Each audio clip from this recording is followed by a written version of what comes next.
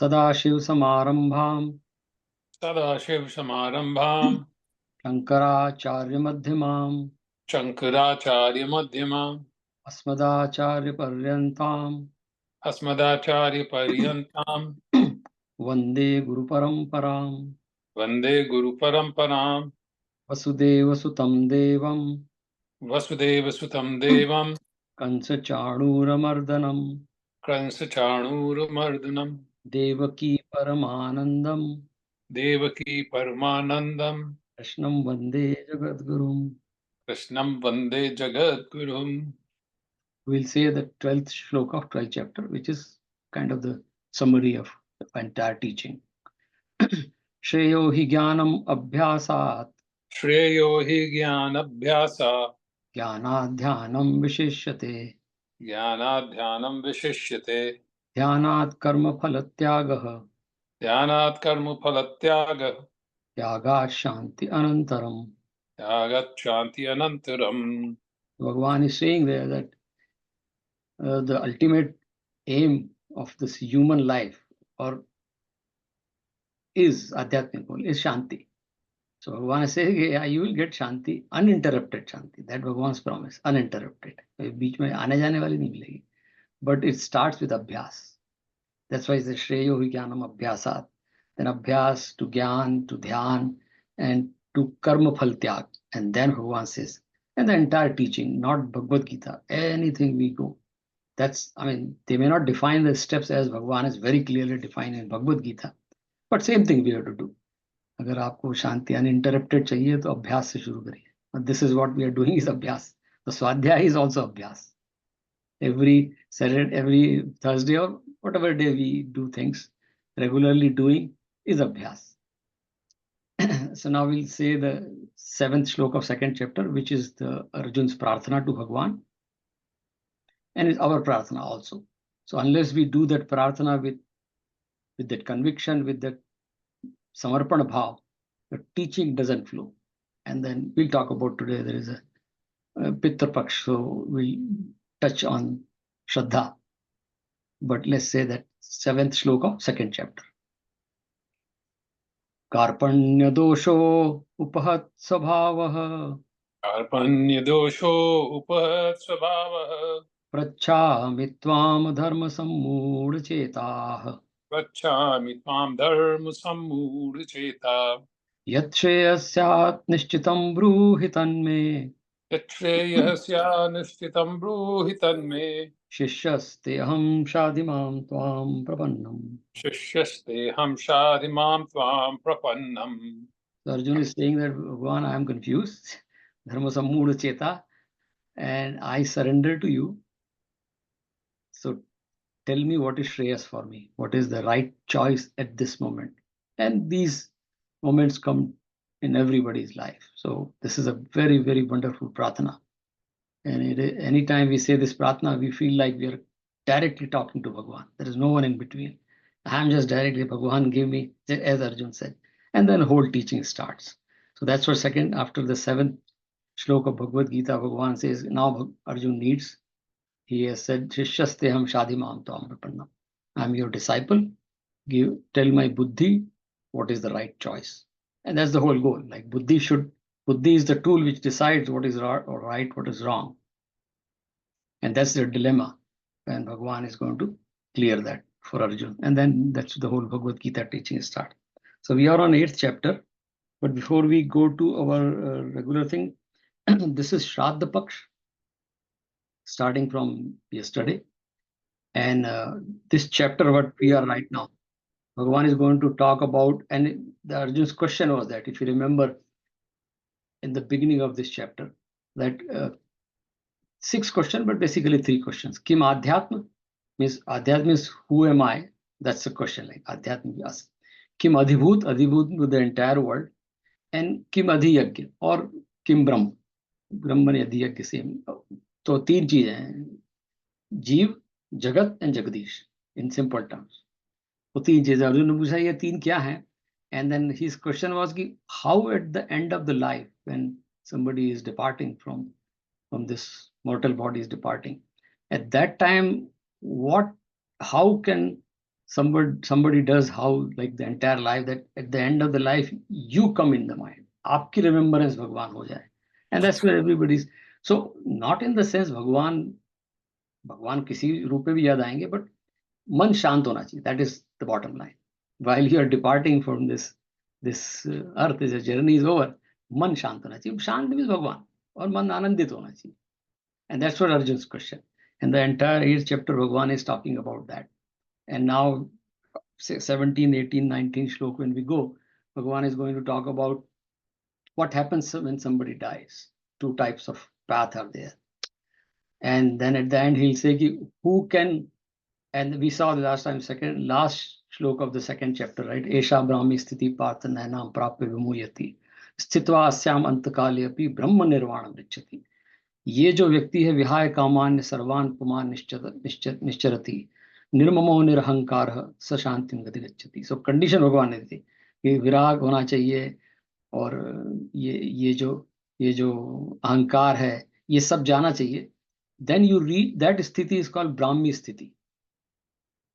One typically we can say राग द्वेष और ये बॉडी अहंकार, ये अगर चला गया तो देन दैट इज अ ब्राह्मी स्थिति. एंड भगवान सेज ब्राह्मी स्थिति means you will remember, that is my remembrance.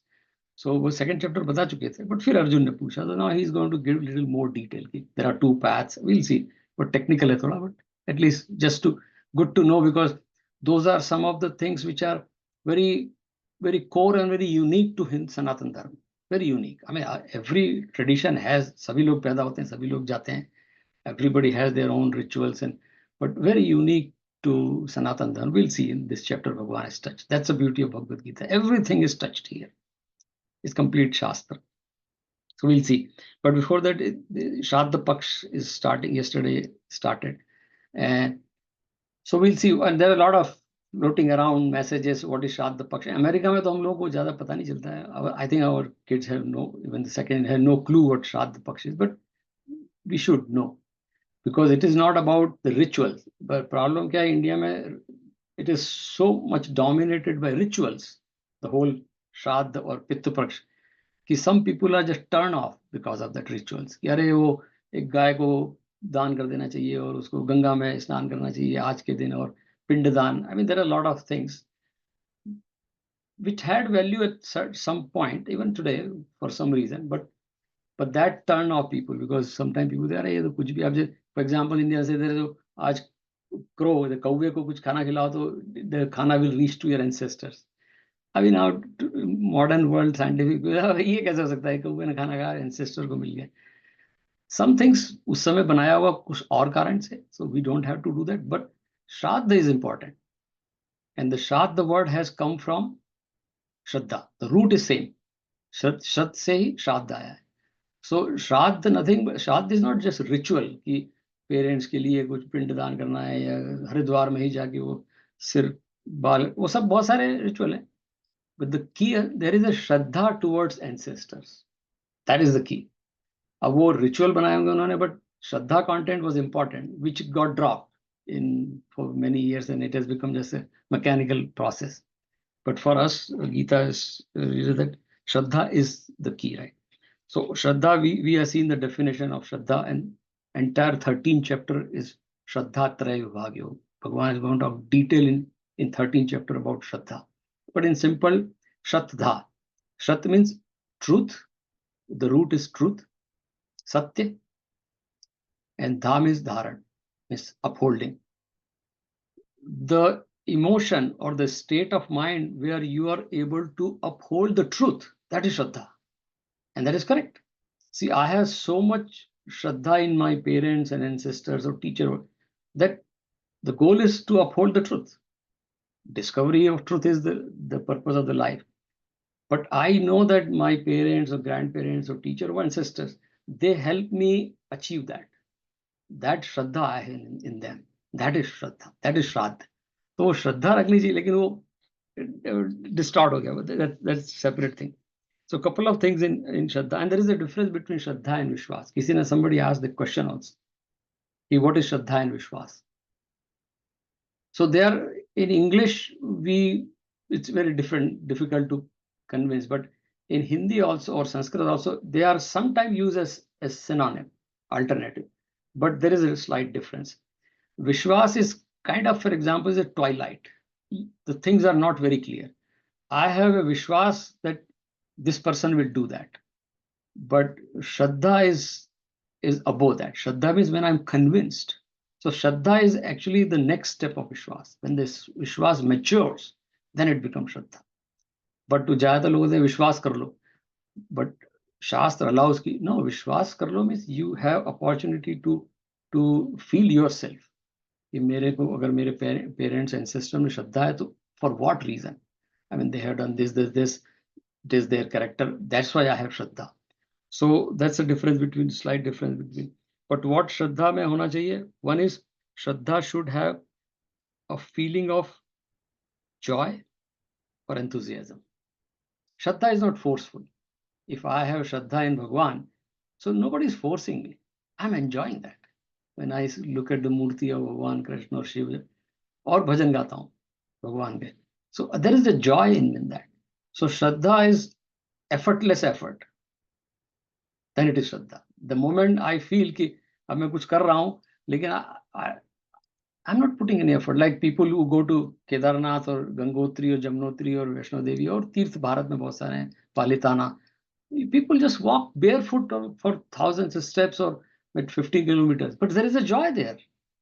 That is because of Shraddha. Shattadha. सत्य को धारण कर रहे हैं आप, तो आपको वो तकलीफ अपनी सब खत्म हो जाती है. And you just, because of Shraddha. So Shraddha has a joy in it. So the effort is effortless effort, you can say. And then, so for Shraddha, I mean, we can stop it. We can go on and on about Shraddha. So Shraddha, what we should do, one is that we know our ancestors, we have Shraddha in them, because definitely they have provided us this, whatever we are today. Because of them, they have done something, that's what I am able to do that. So that is one thing, I'm enjoying that, right? So then Shraddha, of course, like there is a joy in that. Then there is a remembrance.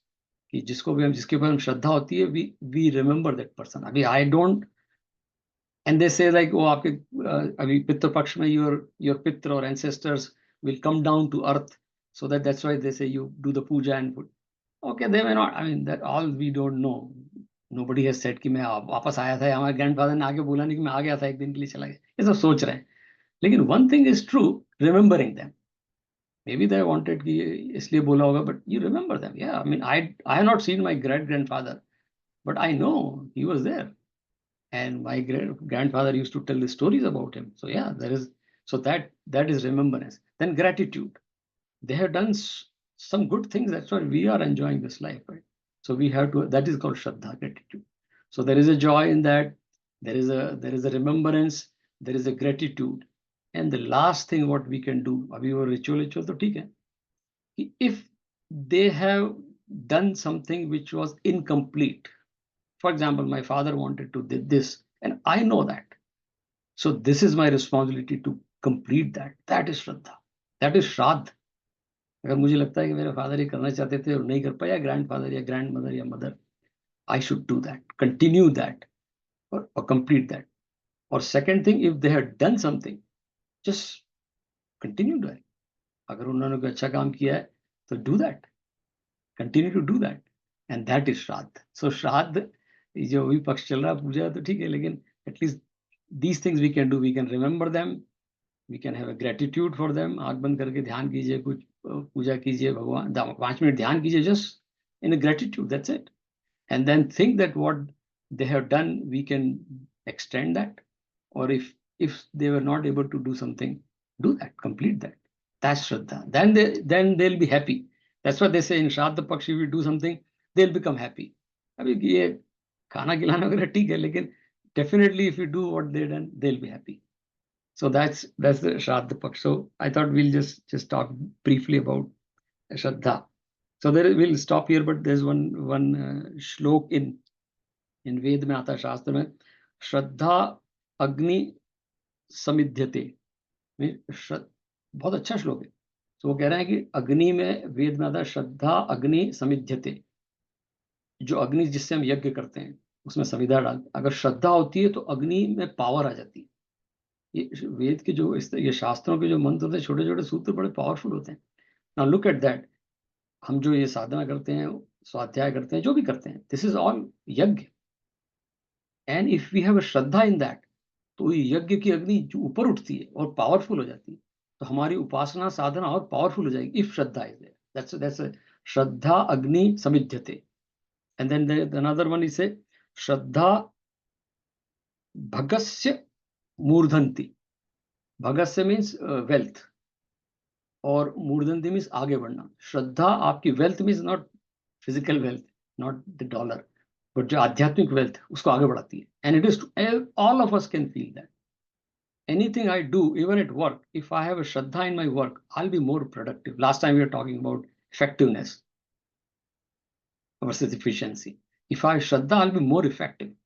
And we all know that. Anything, if I have a shraddha, I'll be more productive. So same thing, भगवान कह रहे हैं कि श्रद्धा is a wealth.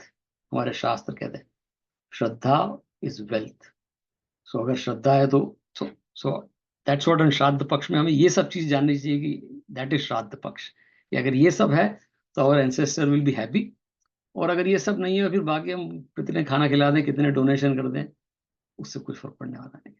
So let's continue doing good work what they have done, complete करते हुए. Otherwise तो it is like पैरटिंग, parrot की तरह याद कर लिया और कर रहे हैं. That's not our. So with that will continue with our 8th chapter. So we completed last time. So again, the pranam to all our ancestors. आप लोग भी सब आंख बंद करके you can remember your grandparents, great-grandparents, or our. I think because of them we are reading Bhagavad Gita. We are able to, because everybody has contributed to this teaching, right? Or this propagation of teaching in various ways. So pranam to all of them. And in fact, I'm wearing my dad's jacket today. So that itself, yeah, this is my dad's jacket. So, and this is hand-spun khadi. My father was staunch Gandhian, right? All his life he wore khadi, and thick khadi. So I still have some of his clothes at home, and during day also many times in the program I wear this, and that gives me I don't know, some kind of confidence that, oh, what a wonderful character he was. So something I have from him. So this is my dad's jacket. So that's good. That is Shraddha. Anyway, so we'll come to our 8th chapter, which is Akshar Brahma Yoga. And we saw Arjuna ask question, as I said in the beginning, what will make me remember you at the time of the death? Death means departing. And he asked who three we talked about. Who am I? Who is Jagat? So Bhagavan is answering, but he's focusing on that Bhagavan's form, which he says Akshar Brahma. That you will remember Akshar Brahma. So last time we saw that one is that he said that shlok was, let me bring that. Vyaharan yati paramam gatim. Vyaharam means uttering. Om, uttering Om. So all our rishis have concluded that even if you can't remember big shlok or हम जाता ना अभी as we age, we start forgetting things. So अभी आपको कोई बोलेगा कि पूरे Hanuman, I know a couple of my relatives, they have aged, वो हनुमान चालीसा भूल जाते हैं. अभी बचपन से गा रहे हैं, भी भूल गए क्योंकि वो अल्जाइमर कुछ हो जाता है. But Om is one syllable. So Bhagavan is saying Om तो याद रख सकते हो. And if you, and as last time we talked about, if you practice that constantly, तो जिसको हमेशा I always like enjoy that, Nanak ने कहा था कि अजपा जप होने लगता है. जब आप, तो जैसे नानक से एक ओंकार सतनाम, ओंकार जप ना करते थे, कोई ओम है, तो करते करते अजपा जप, जब अजपा जप होने लगता है, तो अब डेथ का पता नहीं, कल आ जाए परसों आ जाए, हु नोस. ये तो किसी को पता नहीं कि 99 पे आने वाली है, any day. So why don't we just chant all the time, and all the time where you are chanting, it becomes ajapa jap. आपको करना नहीं पड़ता, it happen and it is there is scientific and it's a lot of proof are there, right? कि अब गांधी जी को गोली मारी उसने, उनके मुंह से हे राम कैसे निकल गया? हाउ कैन समवन से हे Ram? I'm sure he used to say that I'm constantly chanting Ram Ram Ram. वो बोलते ही थे कि राम राम ही मेरा like symbol है, like or my strength. So he said whatever I'm doing, I'm constantly chanting Ram Ram. That's what Bhagwan is saying. Uttering yati paramam gatim. पूरे time chant करते हो निकल जाएगा मुंह से. But that the अभ्यास. तो नानक देव जो बोलते हैं अभ्यास के लिए, भरिये मति पापा के संगी, मीन्स अपनी जो मति में, बुद्धि में तुमने इतने सारे पाप मीन्स नेगेटिव थॉट भर लिए हैं कि इसको कैसे क्लीन करोगे? भरिए मति पापा के संगी, हो ओहु धोपे नावे के रंगी. किस रंग से धोगे इसे? इतनी कालिक है, so much like the darkness और ब्लैकिश योर मति इज. व्हाट इज द रंग? एंड ही से नाम के रंगी, नाम रंग से धोई जा सकती है. क्या बात है! ये नानक जी का उनके जपू जी साहब में कि नाम का रंग ऐसा है जिससे सारी कालिक, all the dirt, all the impurities you can clean using नाम जप. So that's what the entire one of the books of Sikh is called Japuji Sahab. नाम ही उसका जपूजी साहब. There is nothing other than जप. आप कभी जाइए वहाँ पर गुरुद्वारा में, वो पूरे टाइम जप ही चलता रहता है. That's the power of जप. So last time भगवान said कि there is a, so we'll continue with that. भगवान ने बोला है कि कैसे होगा. So we'll just say 14th श्लोक again and then continue with 15 and further, right? So 14th श्लोक of 8th chapter. अनन्यचेताः सततं यो सततं अनन्यचेता सततं यो मां स्मृति नित्यशः. यो मां स्मृति कौन सा 14th श्लोक, 8th chapter, 8 chapter. सॉरी. अनन्यचेता सततं यो मां स्मृति नित्यशः, यो मां स्मरति नित्यशः, तस्याहं सुलभः पार्थ, तस्याहं सुलभः पार्थ, नित्ययुक्तस्य योगिनः. नित्ययुक्तस्य योगिनः. और हे अर्जुन, जो पुरुष मेरे में अनन्य चित्त से स्थित हुआ, सदा ही निरंतर मेरे को स्मरण करता है, उस निरंतर मेरे में युक्त हुए योगी के लिए मैं सुलभ हूं, अर्थात सहज ही प्राप्त हो जाता हूं. I am easily attainable by that ever steadfast yogi whose mind constantly and continuously thinks of me without any other thought, O Partha. Yeah, so this Bhagavan has said this number of times in Bhagavad Gita that Ananya Cheta. Anya means something else. Ananya means nothing else. Just only one thing. And Bhagavan says, if you're constantly keeping that me in mind, then मैं सुलभ हूँ. I am accessible easily. हमें कोई भगवान के लिए बहुत effort नहीं लगाना पड़ता. भगवान ने कई जगह बोला है, अलग अलग बुक्स में, अलग अलग किताब शास्त्र में, अलग अलग तरीके से. भगवान इज वेरी इजी टू. अब हम लोग कई बार कॉम्प्लिकेट बना देते हैं उसको. कबीरदास जी कहते थे, पानी में मीन पियासी, मुझे सुन सुना आवे हासी, है हाजिर तो ही दूर बतावे, पंडित की बात निरासी. तो वो कहते थे कि भगवान तो एकदम हाजिर में आपके, he is just in front of you. But पंडितों ने, शास्त्रों ने और कई इतनी मेथड लगा दी कि भगवान ये करोगे तो भगवान मिलेगा. पानी में मीन प्यासी, जैसे मछली अगर बोले कि मैं आई एम थर्स्टी, अरे you are in water and you are thirsty. मैं नदिया फिर भी में प्यासी, बात भेद ये गहरा बात जरा सी. गाना है हम लोगों का, शैलेंद्र जी का, मधुमती का. मैं नदिया फिर भी में प्यासी, भेद ये गहरा बात जरा सी. क्या छोटी सी बात है, कितना डीप इसमें मीनिंग है कि मैं नदिया फिर भी में प्यासी, मैं ही नदिया हूं फिर प्यासी हूं. तो भगवान कहते हैं इतना सुलभ, इतना आसान है मुझे पाना. You, because you are that yourself, right? So that's what भगवान इज सेइंग इन दिस श्लोक. So will continue, right? 15th. मामुपेत्य पुनर्जन्म,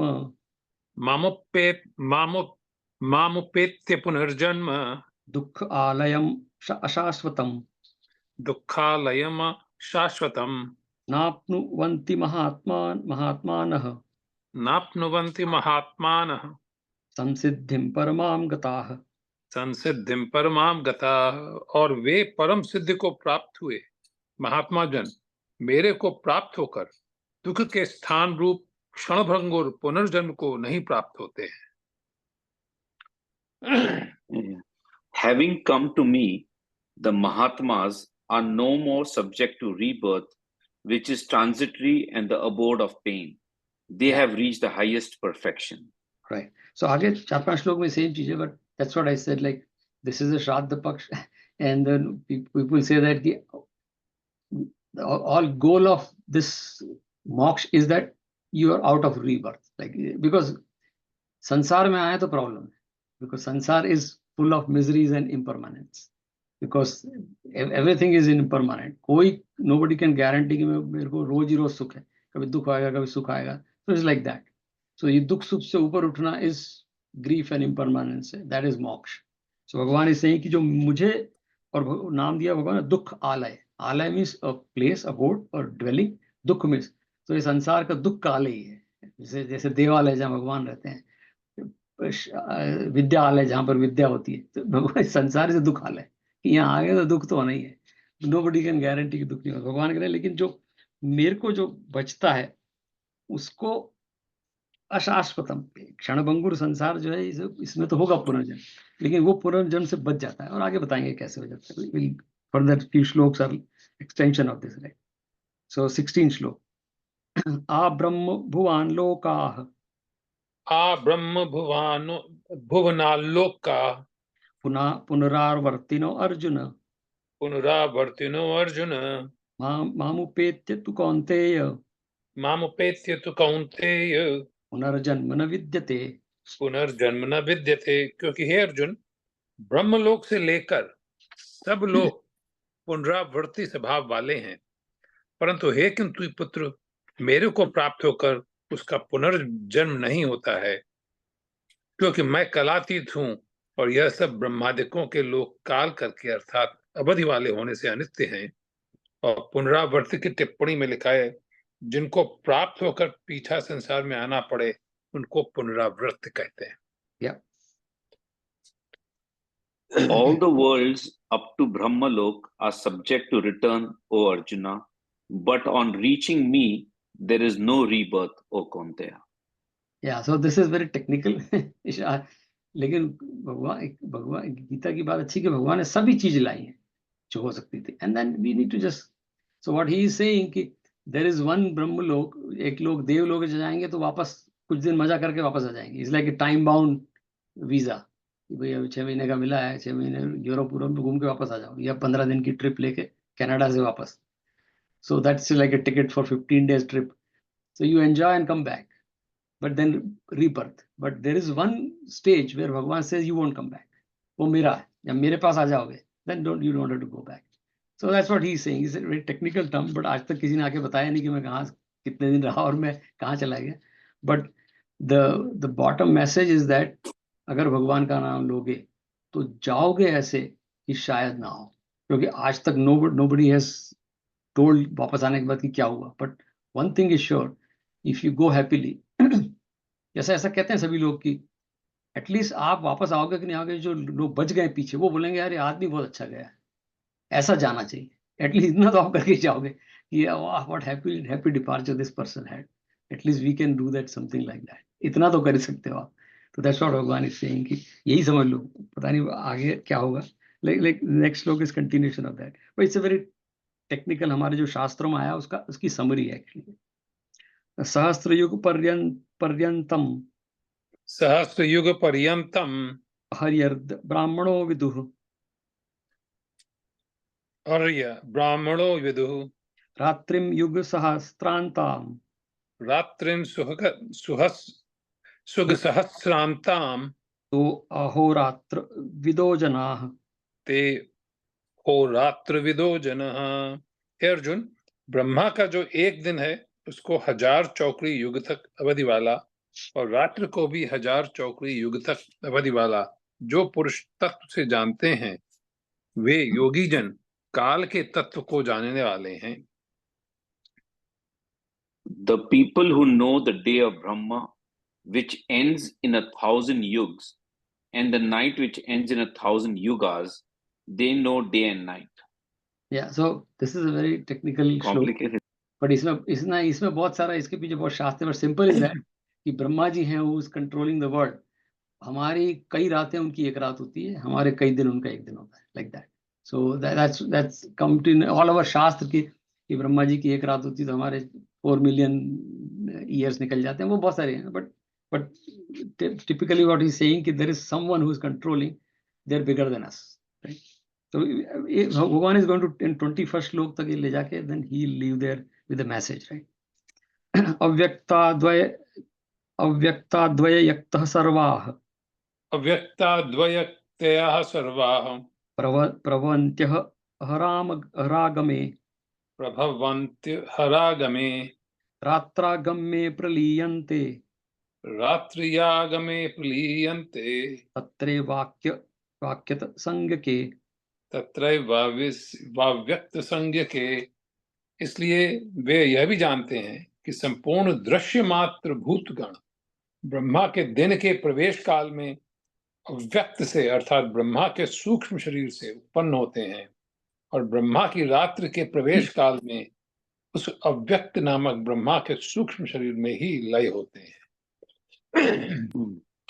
At the approach of day, all the manifested stream forth from the unmanifested.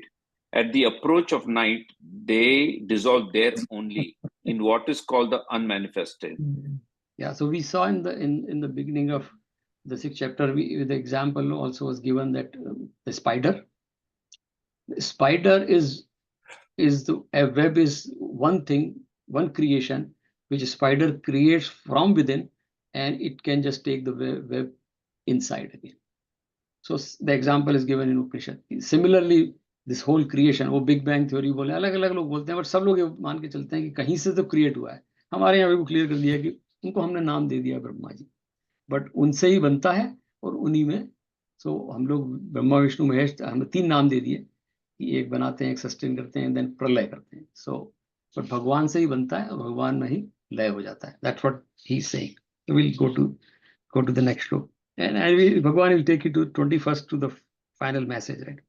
Bhutagramah sa evayam भूतग्रामः स एवायम् bhutva praliyate भूत्वा भूत्वा प्रलीयते रात्र्यागमे वशः Partha रात्र्यागमे अवशः Partha प्रवत्यः हरागमे प्रभवत्यहरागमे.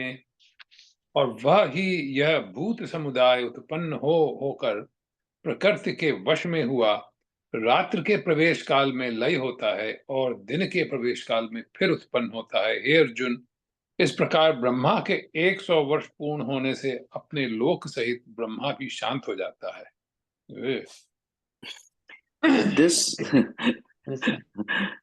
This multitude of beings being born again and again is dissolved helplessly at the approach of night, O Partha, and it streams forth at the approach of day.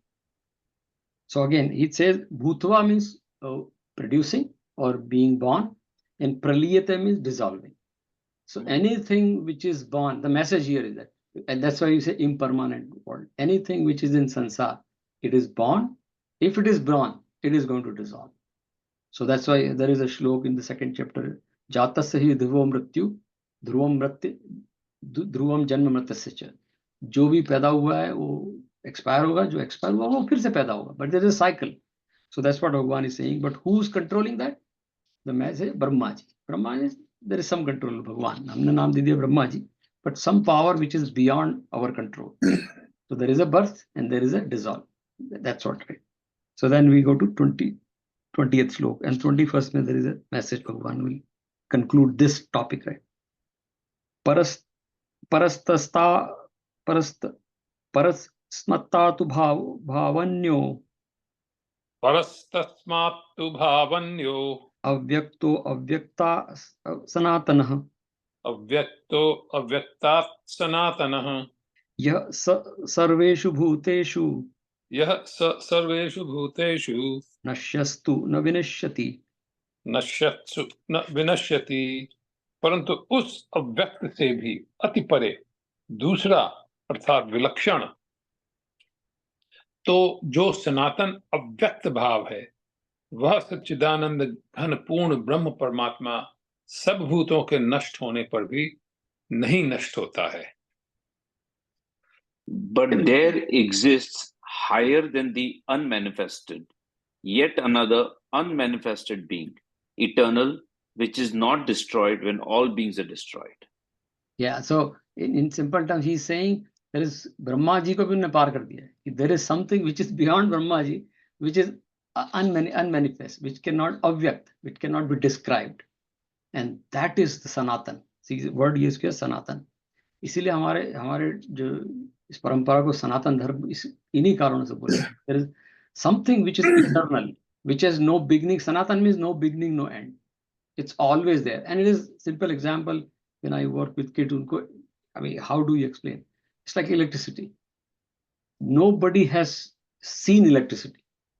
I have seen the manifestation of electricity. हम तो इसमें कई सारे electrical engineer हैं. हम लोग पूरी engineering पढ़ ली. हम लोग कॉलेज में हंसते भी थे जब पढ़ते थे, यार ये सब पढ़ लेना, इलेक्ट्रिसिटी दिखती तो कहीं है नहीं, इलेक्ट्रिकल इंजीनियर बन गए. But I have never seen electricity. I have seen the manifestation of electricity. But if the manifestation gone, like bulb is like blown out, or computer is broken, or power station even goes away, but still electricity is there. We know that, right? So that's what Bhagwan is saying. कि वो जो विनाश नहीं होता, that is Sanatan, and that is भगवान का अव्यक्त स्वरूप है. And ultimate our goal is to realize ourselves that मैं अविनाशी हूँ. And that's the reason second chapter is very, like we talk about second chapter, and Bhagwan already has explained from Shlok 11 to 30 that you are that avyakt, nityah, sanatana, achalo ayam, जो move नहीं होता है, sthanur, जो unmovable है, achal, जो untouched है, that is you, Arjun. पहले भगवान ने बताया second chapter, and that is Atma. We call it Satchidanand Atma. बहुत सारे नाम देते हैं, but Satchidanand Atma means Atma. Actually, we are that. And that's what Bhagwan is saying. जो यहाँ बोल रहे हैं सनातन, वो हम ही हैं वो लोग. At the end of all the teaching, हमारे शास्त्र कहते तत्वमसि, सब बताने के बाद बोलेंगे you are that. Oh, that's what I'm studying all my life. कि मैं ही था वो. मैंने कहा तुम ही थे. Oh, there is a saying, Raman Maharshi is a famous quoted somewhere. Raman Maharshi was reading a book sometime, and some foreign reporter or somebody went and said, "What are you reading?" And he said, "I'm reading my biography." Oh, that's interesting. Can I see that? So I think it was Bhagavad Gita or some book. So he said, but this is like a Bhagavad Gita. He said, that's my biography. That's it. ये सब मेरी बात हो रही है, Raman Maharshi. But Raman Maharshi can say that. But we all can say that at one stage. कि पूरी Bhagavad Gita मेरी कहानी है. And that's what Bhagwan is saying here. So with that, he goes to 21st श्लोक where he is going to deliver a message. Right? जो हमारे काम का है. अभी 5-6 श्लोक में पर टेक्निकल था. There is a Brahma ji, there is Janma hoga, Mrityu hogi, sab theek hai. Lekin now he's saying Avyakt. This is 21st slok of 8th chapter. Avyakto akshara ityuta. अव्यक्तो अक्षर इत्युक्तः Tama ahu paramam gatim. तमाहु परमां गतिं Yam prapya na nivartante. यं प्राप्य न निवर्तन्ते Tadhamam paramam mama. तद्धाम परमं मम. और जो यह अव्यक्त अक्षर ऐसे कहा गया है, उस ही अक्षर नामक अव्यक्त भाव को परम गति कहते हैं, तथा जिस सनातन अव्यक्त भाव को प्राप्त होकर मनुष्य पीछे नहीं आते हैं, वह मेरा परम धाम है. The unmanifested is called the imperishable. It is said to be the ultimate goal. Those who reach it do not return. That is my supreme abode. Yeah, so he has summarized all 5-6 श्लोक and put it here that कि वो क्या चीज है ऐसी जो अव्यक्त है, which will take you beyond this cycle of grief and impermanence. So हमारे कॉन्सेप्ट आता है इसमें समझाया नहीं, लेकिन there is a क्रम मुक्ति में मोक्ष होगा स्टेजेस में, but there is a जीवन मुक्ति which can happen right here. साध्य मुक्ति भी बोलते हैं उसको. So that is so Bhagwan is saying कि if you know that unmanifest akshar, and how do you know that? Very simple. उन्होंने तरीका बता दिया, जप. Jap is the simplest way to know.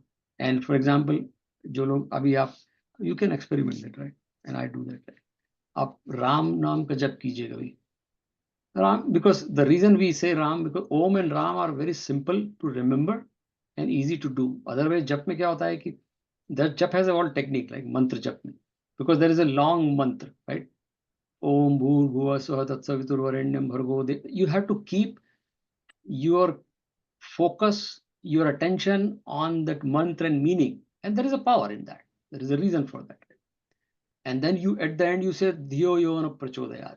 अब भगवान, अब भगवान कहेंगे मेरे को समराइज करके तेरे को दो अक्षर दे देता हूँ, ओम या राम. अब राम से सिर्फ दशरथ राम ही नहीं है, सब दशरथ राम में सब आ जाते हैं, उसमें शिव भी आ जाते हैं, उसमें लक्ष्मण. तो ईमान के गांधी जी जब राम बोलते थे तो वो सिर्फ दशरथ राम की बात नहीं करते थे, वो गांधी जी का ये था अव्यक्त राम. नाम दे दिया नाम राम, क्योंकि कुछ तो बोलना है ना, अब अव्यक्त कैसे बोले. सो गांधी जी ओके, ऐसे ही हमारे संतों ने दिया, राम नाम दे दिया है. लेकिन कितना आसान है, आप राम छोटे से बच्चों को याद करा दीजिए, याद हो जाएगा. ओम किसी को याद करा दीजिए, और राम को अगर आप जप करें या ओम का, I do that and lot of people have done that. And that's what Nanak ji was very right कि it at certain stage it becomes अजपा जप. अपने आप राम नाम चलता रहता है. You don't have to say, and that's what Bhagwan is saying कि that is the highest goal and that is Bhagwan. So the like आध्यात्मिक जो भी स्पिरिचुअल जर्नी में हाईएस्ट गोल इज व्हाट, कि पूरे टाइम मुझे ये भान रहे कि देयर इज अ भगवान. और मैं अपनी स्टेज आएगी कि मैं खुद भगवान हो जाऊं, बुद्ध की बात अलग, but for normal people like कि there is a Bhagavan and that is constant in my mind, in my consciousness, in my awareness. अभी हम लोग एक बार I was driving from Maine to Boston, हम लोग जहाँ we were in Boston that time, and it was like very late in the night. It was almost 2 a.m. by the time we came out of Maine and all those things. And all both the kids were sleeping and even wife was sleeping. They were all sleeping at late night. And then I was driving. जब हम पहुंचे तो next day किसी ने मेरे को पूछा यार इतनी रात, the problem was main area, there is not rest area, so we had no choice to drive. The next day weather was bad, something like that. So somebody said इतनी रात को आपको नींद नहीं आ रही थी?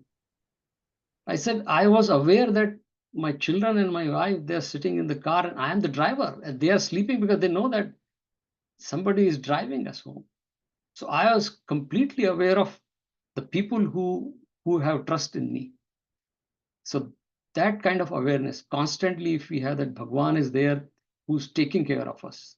Bhagwan is there who knows what is right, what is wrong. Let's not break my head.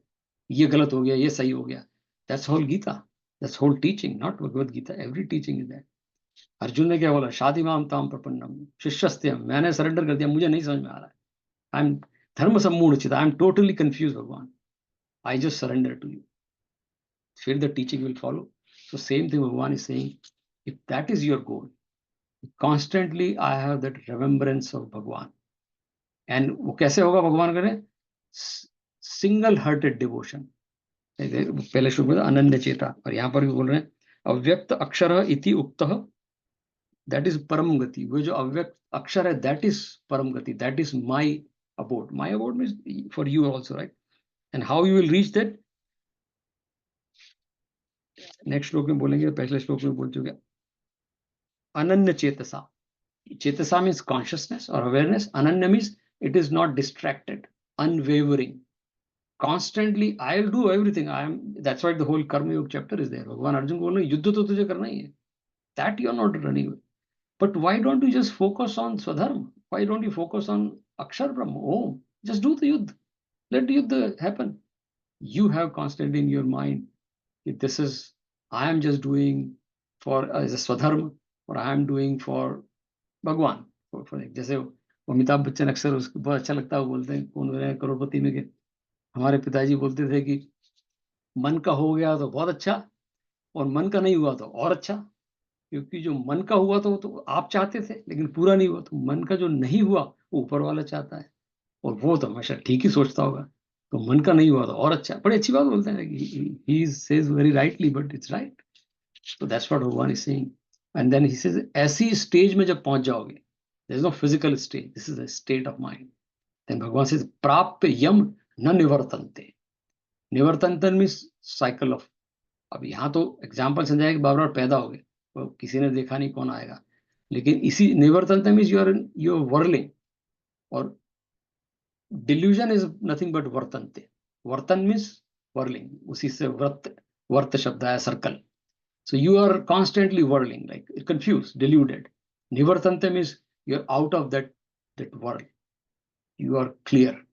So Bhagavan says, Prapyam, जिसको ये स्टेज प्राप्त हो जाती है, निवर्तन्ते तत् मम परम धामम, जो स्टेज हो जाता है, दैट इज माई परम धाम. तो कई बार हम लोग हैं कि परम धाम पे पहुंचना चाहिए, कहीं नहीं पहुंचना है, जहां है वहीं परम धाम आ जाएगा. If we reach to that state, that all the time, constantly. Yoganand Paramhans went to India in 1930 around. That time he was very famous in America. The person who wrote Autobiography of a Yogi, very famous that time in America. A lot of followers were there, Yoganand. He went to India in around 30s, because by the time he was very famous in America. So he went to India. And he said, since I'm going to India, I would like to see Mahatma Gandhi.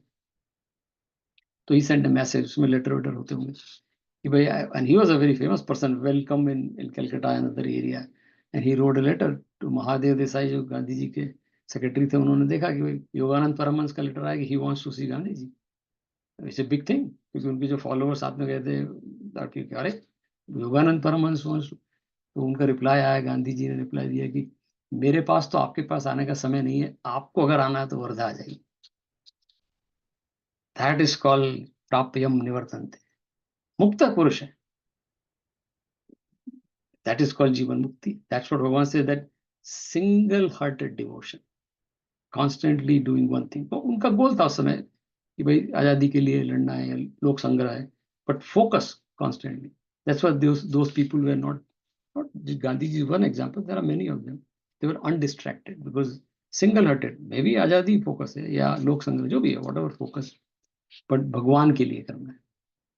And that Bhagavan says, that is my param dham. So in that 22nd slok we'll read, and then we'll stop here. We'll continue next time with a different topic Bhagavan will bring. But we'll read 22nd. Right? Purushah sa parah partha. पुरुषः स परः Partha Bhaktya labhyatu anyaya.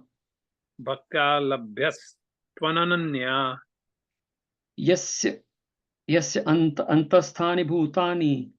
यस्यान्तस्थानि भूतानि Yena sarvam idam tatam. येन सर्वमिदं ततम्. और हे पार्थ, जिस परमात्मा के अंतर्गत सर्वभूत हैं और जिस सच्चिदानंद घन परमात्मा से यह सब जगत परिपूर्ण है, वह सनातन अव्यक्त परम पुरुष अनन्य भक्ति से प्राप्त होने योग्य है. O Partha, that supreme being in whom all beings dwell, by whom all this is pervaded, is indeed attainable by unswerving devotion. Yeah, so now Bhagavan has brought that word bhaktya. Bhaktya means they say unswerving, unwavering devotion. Ananya chetsa means that very, very nicely, many times Bhagavan use ananya word, right? So Bhagavan said, हे पर जिस परमात्मा के अंतर्गत सर्वभूत भूतानि येन सब जगत सर्वम ततम परिपूर्ण व सनातन अव्यक्त पुरुष अनन्य भक्ति से प्राप्त. So अनन्या भक्ति मीन्स डिसाइड वन. अभी ऐसा एक छोटी सी कहानी, विल स्टॉप हियर, बट अनन्या भक्ति से कि there was this guy, somebody he wanted something कि चलो भगवान की पूजा करेंगे तो कुछ मिल जाएगा. तो कुछ किसी ने बोला यार दुर्गा जी की पूजा करो तो तुम्हारा ये काम हो जाएगा. तो चलो दुर्गा जी की पूजा करो. तो दुर्गा जी की पूजा कुछ दिन, थोड़े दिन हुआ नहीं, तो उन्होंने कहा दुर्गा जी का मामला कुछ ठीक नहीं. तो he had that whole altar, भगवान का प्लेस था, and there was a shelf. So he took Durga ji and put it in the shelf. कि नीचे हनुमान जी रख ली. हनुमान जी का थोड़े दिन हनुमान जी की पूजा करी, हनुमान चालीसा, कुछ हुआ नहीं. तो हनुमान जी का भी ठीक नहीं मामला. Hanuman ji also in the shelf. Then he got Ramchandra ji. Same thing he did. Finally Shankar ji. अब पूजा करके ऊपर रखते जाता था, ठीक है, ऊपर रखते जाता था. फिर एक दिन जब पूजा करके बैठा था और अगरबत्ती जलाई, उसने बोला कि यार आप लोग कोई कुछ नहीं करते हो, तो मेरे को मतलब I am really fed up with you all, right. तो अगरबत्ती का जो धुआं निकल रहा था उसमें देखा वो धुआं ऊपर गया, तो वो जहाँ पर शिव जी थे या कृष्ण जी दुर्गा जी थे वो लोग हिलने लगे। तो उसने कहा ये क्या हो रहा है? तो उन्होंने कहा भाई अगरबत्ती तो बंद कर, ये हम लोग को तकलीफ हो रही है। उसको लगा कि वो धुआं जा रहा है। उसने बोला कि आपको धुआं लग रहा है क्या? तो बोले हाँ मैं धुआं लग रहा है। तो उसने कहा कि लेकिन इतने दिनों से तो मैं आपकी पूजा कर रहा था, आपने बोले नहीं। बोले पहली बार तूने श्रद्धा से पूछा कि आपको धुआं लग रहा है क्या? तो हमने जवाब दिया कि लग रहा है। अब तक तेरी श्रद्धा ही नहीं थी, you just used to just do the puja. Bhagavan कह रहे अनन्य भक्त्या, उस श्रद्धा से करोगे तो मैं तुम्हें मिलूंगा। एंड दैट्स व्हाट भगवान इज लभ्य। And he is earlier he used the word सुलभ, इजीली एक्सेसिबल। लेकिन हम फंस जाते हैं ये सब झंझट में, जो बताया भगवान ने संस्कार, right? The sansar, Bhagavan has used the word like, the word प्यारा वर्ड था दुखालय। I think that was in shloka 18, right? या दुख 15 श्लोक में था दुखालय अशाश्वतम। ये जो इम्परमानेंट दुखालय है विच इज दिस वर्ल्ड, इसमें फंसे रहोगे। So will stop here, continue. तो एक दोहा है, आई थिंक कबीर दास जी का है, 3 लोक भय पिंजरा। ये 3 लोक से मतलब 3 गुण होते हैं हमारे, रजस सत्व एंड तमस। तीनों गुण में we are all bound by that, right? And the goal ultimately will see this in the 14th chapter. The ultimate goal is to go beyond त्रिगुण, because 3 गुण में फंसे संसार में, जिसको त्रिगुणमयी माया बोलते हैं। सो 3 लोक भय पिंजरा, मतलब पिंजरा बन जाता है, केज बन जाता है। पाप पुण्य भय जाल, और पाप पुण्य राग द्वेष जो है, लाइक्स डिसलाइक्स एंड ये अच्छा नहीं वो बुरा नहीं, ये भय जाल, दे बिकम ए नेट और may be the shackles, right? सकल जीव शिकार भय, ये सारी दुनिया शिकार बन जाती है। ये फंस जाते हैं मींस ये बिकम ए शिकार। जैसे वो फिश को लेने जाता है तो थ्रो द नेट एंड और मे बी द बर्ड्स, और पिंजरा लाइक द केज में यू टेक द लायन। सकल जीव शिकार भय, सब शिकार बन जाते हैं। और एक शिकारी काल, और ये जो काल है फिर मारता है, शिकारी है। जब आप पिंजरे में बंद हो जाते हो तो उसको इतना आसान होता है आपको मारना। फिर सब जब पिंजरे में आ गया तो फिर उसको मारने में क्या, शिकारी है वो। That's why they do like put the cage and then shoot the animal. तो हम सब इस ये त्रिगुणमयी माया के पिंजरे में बंद हैं, पाप पुण्य के जाल में बंद हैं। तो ये काल जो शिकारी है तो मारेगा ही। इससे मुक्त होना है तो भगवान, इसीलिए अर्जुन ने ये प्रश्न, अर्जुन का स्मार्ट, पता नहीं क्यों पूछा होगा कि अंत समय में कैसे, क्या मतलब छोटा सा प्रश्न था और पूरा चैप्टर निकल गया। अर्जुन को लगा होगा कि अंत समय में तो कैसे मुक्ति होगी। तो आदिगुरु शंकराचार्य भी बोलते हैं उसमें निर्वाण षटकम में, न मे मृत्यु शंका न मे जाति भेदा, पिता नेव मेनेव माता न जन्मा, न बंधुर्न मित्रम न बंधुर्न मित्रम, गुरुर्नैव शिष्य चिदानंद रूप शिवोहम शिव। मतलब उन्होंने न मे मृत्यु शंका, I have no doubt about even death, I have no doubt about all these worldly relation, they are all temporary. And when you reach to that state, then you say Chidananda Rupa Shivoham Shiva. That is me, Chidananda Rupa. And Bhagavan says that tat mam param dhamam, वो मेरा परम धाम। जिस दिन मुझे महसूस हो जाए कि मैं ही आनंद हूँ, और that's it, that Bhagavan says that is my param dham, you reach there, you don't have to go out anywhere, right inside you. So with that we'll start, we'll do our regular dhyan. And again, dhyan same, it is, see, bhakti, when Bhagavan has said in this bhaktya, bhakti is also dhyan, there is no separate, like बहुत सारे लोग ये जो confusion